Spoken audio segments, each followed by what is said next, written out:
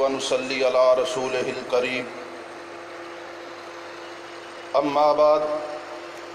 فأعوذ بالله السميع العليم من الشيطان الرجيم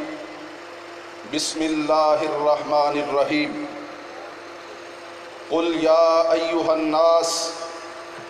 إني رسول الله إليكم جميعا وقال الله تعالى في مقام آخر اليوم أكملت لكم دينكم وأتممت عليكم نعمتي ورضيت لكم الإسلام دينا۔ منہ چھپا کے جیے نہ سر جھکا کے جیے، ستمگروں کی نظر سے نظر ملا کے جیے،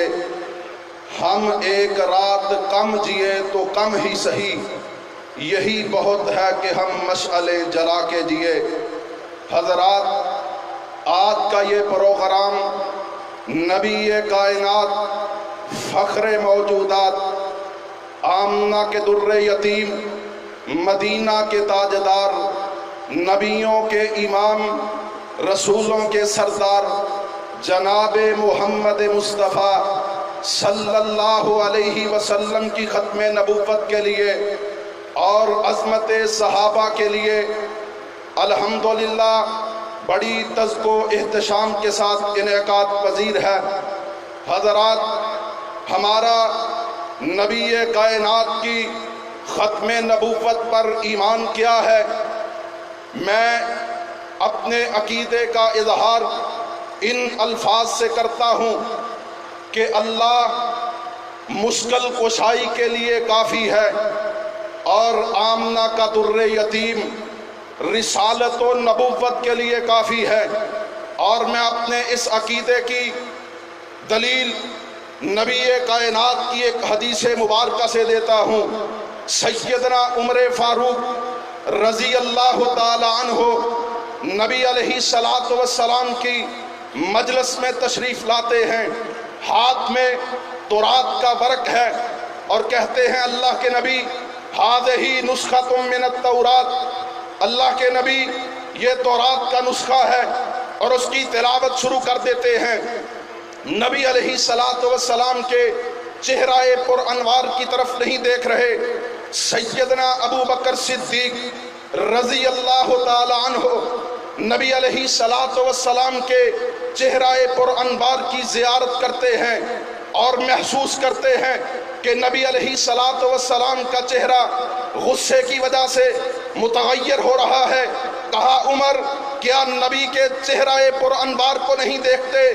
حضرت عمر رضی اللہ تعالی عنہ نے نبی علیہ السلام کے چہرہ کی طرف توجہ فرمائی تو کہتے ہیں رضیت باللہ ربا وبالاسلام دینا وبمحمد نبیا۔ کہا میں اللہ کے رب ہونے پر، اسلام کے دین ہونے پر اور محمد کریم کے نبی اور رسول ہونے پہ راضی ہوں۔ نبی کائنات نے کیا فرمایا؟ کہا اے عمر، یہ تو تورات کا نسخہ ہے، لو بدا لکم موسیٰ فاتبعتموہ وترکتمونی لضللتم عن سواء السبیل۔ کہا اے عمر، اگر صاحب تورات موسیٰ نبی بھی آ جائیں اور تم مجھے چھوڑ کے موسیٰ نبی کے پیچھے لگ جاؤ، مجھے چھوڑ کے موسیٰ علیہ السلام کی اتباع اور اطاعت کرو گے، لضللتم عن سواء السبیل، تو یاد رکھو تم سیدھے راستے سے بھٹک جاؤ گے، تم گمراہی کے راستے پہ گامزن ہو جاؤ گے۔ میرے محترم بھائیوں، ہم کہتے ہیں کہ آج ہمارے بڑے بھی موجود ہیں، ہمارے اکابر بھی الحمدللہ اس دنیا میں دین حنیف کی خدمت کرتے ہوئے رخصت ہو گئے، لیکن ہمارا یہ عقیدہ ہے اگر ہمارے کسی بڑے کی بات، اگر ہمارے کسی مفتی، کسی شیخ الحدیث کی بات نبی کائنات کی بات سے ٹکرائے گی تو ہم ان کی بات کو چھوڑ کر نبی کی حدیث کو اپنے ماتھے کا جھومر بنا لیں گے، اور یہی دعوت اس پروگرام کی وساطت سے ہم ساری کائنات کے لوگوں کو، پاکستان میں بسنے والے لوگوں کو دینا چاہتے ہیں کہ اپنے اکابر کی عزت ضرور کیجئے، لیکن ان کی عزت نبی کی عزت و حرمت سے نہ بڑھائیے۔ اگر ان کی بات نبی کی بات سے ٹکراتی ہو تو ان کی بات کو ردی کی ٹوکری میں پھینک دیجئے اور نبی کائنات کی حدیث کو، آپ کی سنت کو اپنے ماتھے کا جھومر بنا لیجئے۔ میرے محترم بھائیوں، آج دنیا کائنات میں حد کے عزت کا قانون رائج ہے، عدالت کی توہین عدالت کا قانون رائج ہے،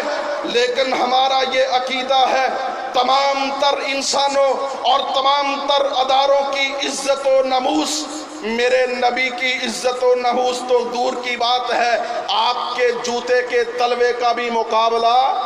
نہیں کر سکتی۔ میرے محترم بھائیوں، اس کانفرنس کی وساطت سے اہل حدیث یوتھ فورس کا پیغام سن لیجئے کہ ہم انشاءاللہ پاکستان کی فضاؤں میں